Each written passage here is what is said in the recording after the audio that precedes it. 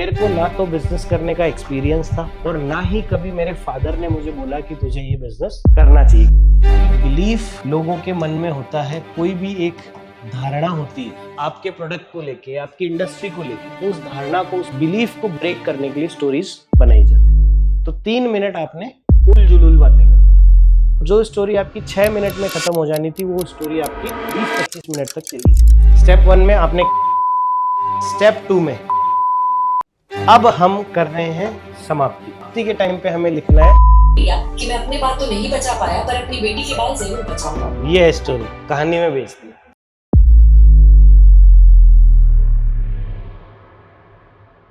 मेरे प्यारे एमएमपी के पार्टिसिपेंट्स, हम स्टोरी टेलिंग की बात कर रहे हैं। 2 तरीके की स्टोरी पे बात कर रहे हैं। पहला आपकी जर्नी की स्टोरी और दूसरा आपकी फाउंडर स्टोरी की, why you started your business. तो जो जर्नी स्टोरी होती है वो जनरली बड़ी होती है, जहाँ पे आप अपनी लाइफ का ए से लेके जेड सब बताते हो। क्या स्ट्रगल था, क्या एजुकेशन थी, बचपन में आप कैसे थे, क्या हुआ, फिर बिजनेस में कैसे आए, आज क्या कर रहे हो, क्या चले, हर सब कुछ, मतलब पूरी लाइफ को आप खोल के रख देते हैं। ठीक है, तो ये होती है जर्नी स्टोरी। ये जनरली आम जनता को इंस्पायर करने के लिए सुनाई जाती है, लोगों को मोटिवेट करने के लिए, लोगों को इंस्पायर करने के लिए स्टोरी सुनाई जाती है। दूसरा होता है फाउंडर स्टोरी, जिसमें आप बताते हो कि क्यों आपने ये बिजनेस स्टार्ट किया। तो वो जनरली आपके कस्टमर के साथ रिलेशन स्टेब्लिश करने के लिए बनाई जाती है। या एक चीज मैंने बताया कि एक बिलीफ लोगों के मन में होता है, कोई भी एक धारणा होती है आपके प्रोडक्ट को लेके, आपकी इंडस्ट्री को लेके, तो उस धारणा को, उस बिलीफ को ब्रेक करने के लिए स्टोरीज बनाई जाती है। तो उसी स्टोरी का मैं आपको फ्रेमवर्क बता रहा हूँ और साथ के साथ हम स्क्रिप्ट भी कर रहे हैं। तो मैं कन्हैया लाल जी की स्क्रिप्ट बताऊंगा, बाकी सबको फिर अपने हिसाब से अपनी स्टोरी की स्क्रिप्ट लिखनी है और फिर उसको हम रिकॉर्ड कर लेंगे। ठीक है जी, चलिए। तो पहली चीज आती है कि व्हाई यू स्टार्टेड। आपको बताना है कि क्यों आपने बिजनेस स्टार्ट किया। तो अब क्या हो रहा था कि जो आपकी जर्नी स्टोरी थी और आप व्हाई यू स्टार्टेड था, इसको आप मिक्स कर रहे थे। जैसे आपने बताया कि भाई मैं कन्हैया लाल प्रगट, सीईओ एक शिव पैकेजिंग, मैं बचपन में पैदा हुआ इस गांव में, और गांव में पैदा हुआ तो फिर मेरी स्कूलिंग यहाँ से हुई, फिर ये हुआ, फिर वो हुआ, फिर फलाना हुआ, फिर ढिमकाना हुआ। ऐसे करके तीसरे चौथे मिनट पे जाके आप आ रहे हो जो कस्टमर सुनना चाह रहा है, राइट। तो 3 मिनट आपने उल जुलूल बातें कर दी। फिर अब आप बिजनेस पे आ गए, उसके बाद भी फिर आप इधर उधर वापस चले गए, फिर इधर उधर चले गए। तो जो स्टोरी आपकी 6 मिनट में खत्म हो जानी थी, वो स्टोरी आपकी 20-25 मिनट तक चली। तो इसको शॉर्ट करने के लिए क्या करेंगे कि व्हाई यू स्टार्टेड। तो आप क्या बोलेंगे कि मैं Kanhaiya Lal Pragat, CEO and founder at Shiv packaging. जब 2010 में मैं पुणे आया और पुणे में जब मैंने पैकेजिंग कंपनीज में जॉब करी, तो वहां मैंने देखा, शुरुआत ही हमने यहीं से कर दी, तो वहां मैंने देखा कि किस तरीके से लोग पैकेजिंग मशीन्स तो बना रहे हैं, बट उन मशीन के बदले में लोगों को प्रॉपर सर्विस नहीं दे रहे, जिसकी वजह से कस्टमर्स को कहीं ना कहीं पैकेजिंग मशीन खरीदने का डिसीजन, उनको लगता है कि ये मेरी जिंदगी में एक गलत डिसीजन ले लिया, जिसकी वजह से उनका बिजनेस बढ़ने की बजाय उनके लिए एक और आफत नई खड़ी हो जाती। और दूसरा एक और मैंने चीज देखी कि सर्विस के अलावा सबसे इंपॉर्टेंट चीज है जानकारी, नॉलेज। तो जो पैकेजिंग कंपनीज है वो कस्टमर्स को कभी भी नहीं बताती है कि आपके बिजनेस में क्या नीड्स है, आपके बिजनेस में कौन सा ऐसा प्रोसेस है जिसको मशीन्स के थ्रू ऑटोमेट किया जा सकता है, कौन सी ऐसी चीज है जहां पे आपका रिसोर्स कम यूज करके मैक्सिमम आउटपुट निकाला जा सकता है। और ऐसे बहुत सारे पॉइंट्स जहां पे एग्जैक्ट गाइड अगर कस्टमर को कर दिया जाए तो वो राइट मशीन में इन्वेस्ट कर देगा, जिससे कि वो मैक्सिमम आरओआई लेके आ पाएगा। तो इसी गैप को देखते हुए मुझे लगा कि क्यों ना मैं पैकेजिंग का बिजनेस स्टार्ट करूं और ये जो गैप है इसको फुलफिल करूं, और कस्टमर को बेस्ट सर्विस देने के लिए और राइट नॉलेज देके उनके बिजनेस को ग्रो करने के लिए मैंने पैकेजिंग का बिजनेस। अब ये आपका सेकंड पैराग्राफ में आएगा। फर्स्ट पैराग्राफ में आपको इंडस्ट्री की प्रॉब्लम आइडेंटिफाई करनी है। गैस इंडस्ट्री में क्या चैलेंजेस आ रहे हैं। तो जैसे गैस इंडस्ट्री में चैलेंजेस क्या आ रहे थे कि जो आपने वो बताया ना कि आज सिलेंडर चाहिए, आप 20 दिन बाद रहा है, तो ये सिर्फ आपकी कंपनी के साथ ही नहीं हो रहा था, ये तो हर जगह होता था सर। हमारे गांव में मेरे को याद है, ऐसे इंतजार करते थे। वो जिस दिन गाड़ी आ जाती थी ना, ट्रक आता था ना सिलेंडर का, उस दिन तो जैसे कोई दुल्हन आ गई हो, ऐसी खुशी हो जाती थी कि वाह मजा आ गया। तो ये बड़ी समस्या है। कंपनी की तरफ से तो सप्लाई ठीक आ रही थी, लेकिन मैनेजमेंट वो सिर्फ आपके बिजनेस में नहीं था सर, वो ये प्रॉब्लम थी, मतलब गैस सिलेंडर में लोगों की। या तो ये देखो कि और थोड़ी सी प्रॉब्लम आइडेंटिफाई कर लो कि इसके अलावा क्या प्रॉब्लम हो सकती है इन दिनों, मतलब इन दिनों क्या चैलेंज आ रहा है लोगों को।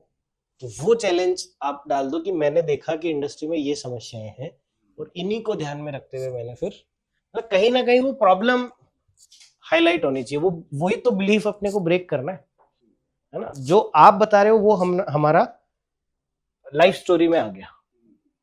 यहाँ अपन कस्टमर ओरिएंटेड बात करें। लोगों को प्रॉपर सप्लाई नहीं मिल रही, हाँ समय पर सप्लाई नहीं मिल रही थी, हाँ, और जितनी चाहिए थी उतनी नहीं मिल रही थी। तो इसी को ध्यान में रखते हुए मैंने फिर गैस एजेंसी में एक्टिवली इन्वॉल्व होना चालू किया। मतलब मैं आया था बाई फोर्स, ये लाइन बहुत अच्छी है, ये आपको डालनी है।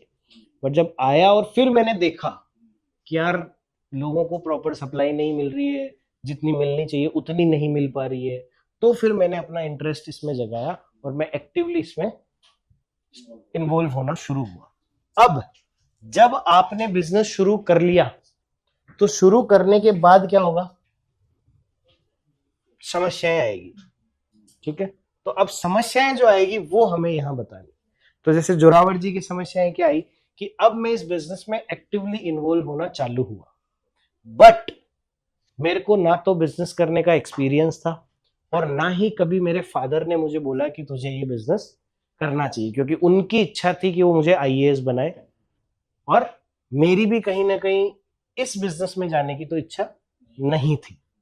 तो अब आता नहीं था, तो एम्प्लॉइज नहीं मैनेज हो रहे थे, लोगों ने काला बाजारी चालू कर दी थी, और तब जाके मुझे रियल प्रॉब्लम समझ में आई कि समस्याएं गवर्नमेंट की तरफ से नहीं है, या मतलब वो है या नहीं वो आपको देखना है, मैं तो एक ऐसे पॉइंट बोल रहा हूँ कि समस्याएं गवर्नमेंट की तरफ से नहीं है, समस्याएं हमारी तरफ से नहीं है, समस्याएं कहीं ना कहीं एक मैनेजमेंट में है।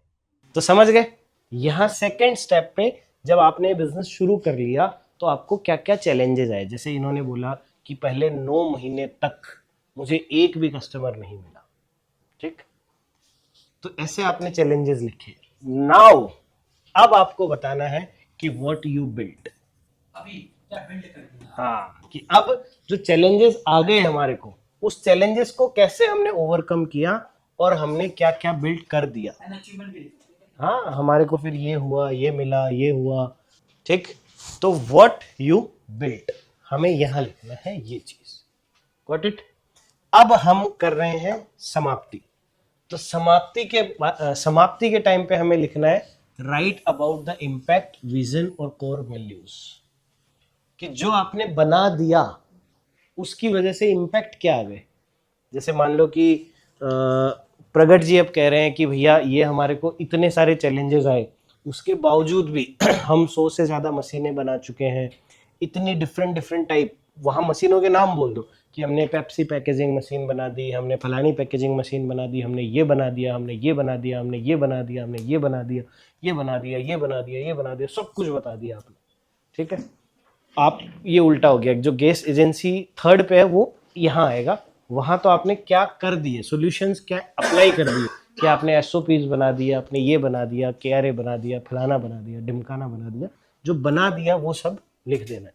आप क्या बोल दोगे, फिर हमने एक्सपेंशंस कर दिए, बड़ी फैक्ट्री ले ली इंडस्ट्रियल एरिया में, 13 प्रोडक्ट्स की रेंज ला दी, ये कर दिया, वो जो भी आपने इम्प्लीमेंट किया। आपने जो लिखा था, हाँ, अब लास्ट में जब खत्म होगा अब तक हमने 7,000 एमएसएमई को लोन प्रोवाइड कर चुके हैं, 250 करोड़ तक, 490 करोड़ तक वो हो गया। फिर लास्ट में अब हमारा उद्देश्य है कि हम एमएसएमई बिजनेस को बढ़ने के लिए उनको फंडिंग अवेलेबल करा के दे सकते। नहीं, थोड़ा सा रुको, वापस आते हैं। देखो, यहाँ तो चैलेंजेस आए कि पहले 9 महीने में मुझे प्रॉफिट नहीं हुआ, मेरे को टीम नहीं समझ में आई कि क्या करूँ, फलाना क्या करूँ, जो भी चैलेंजेस है। फिर इन चैलेंजेस को फेस करने के लिए आपने क्या कर दिया। तो यहाँ आपने जो सिस्टम्स इंप्लीमेंट किए, जैसे आपने मार्केटिंग पे एफर्ट्स डाले, आपने ये किया, आपने वो किया, आपने 5 तरीके के लोन नहीं देके सिर्फ बिजनेस लोन पे ही फोकस किया, जो भी आपने चीजें करी, मतलब बेसिकली इस स्लाइड से व्हाट यू डू ये चीज आपकी समझ आ जानी चाहिए। मतलब आप क्या क्या सर्विसेज देते हो या आप क्या करते हो वो समझ आना चाहिए इस वाली पैराग्राफ से, ठीक है। तो जैसे आपने बोला कि हमने प्रोडक्ट रेंज ला दी, तो सारे प्रोडक्ट के नाम बोल दो कि अब आज हमारे पास डिश वॉश भी है, हमारे पास ये भी है। So built में आएगा ना? हाँ हाँ, तो बिल्ट की तो बात कर रहे हैं ना, बिल्ट पे ही तो आ रहे हैं। देखो वापस स्टेप 1 से आते हैं। स्टेप 1 में आपने क्यों स्टार्ट किया, क्लियर हो गया। स्टेप 2 में जो बिजनेस आपने स्टार्ट किया वो इतना आसान तो नहीं था, तो आपको बहुत सारे चैलेंजेस आए होंगे। तो क्या क्या चैलेंजेस आए आपने वो लिख दिया। अब उन चैलेंजेस को भी फेस करते हुए आपने क्या बना दिया।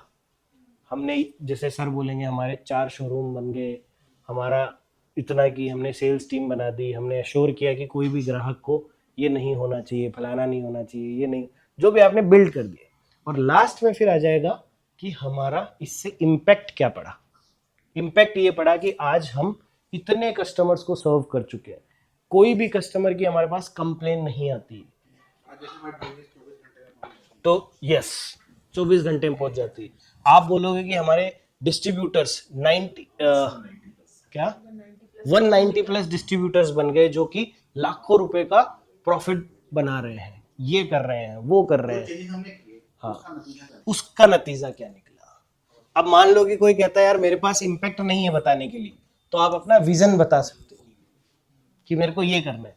इम्पैक्ट बता दिया तो आगे विजन भी ऐड कर सकते हो। ऐसा नहीं कि दोनों में से एक करना है, भाई तीनों में से जो है या तो वो डाल दो, या तीनों है तो तीनों ही डाल दो। कोर वैल्यूज में कि भाई हम इंश्योर करते हैं कि कस्टमर की सर्विसेज हमारे लिए प्रायोरिटी है, हमारा ऑनेस्टी हमारे लिए प्रायोरिटी है, जो भी आपकी कोर वैल्यूज है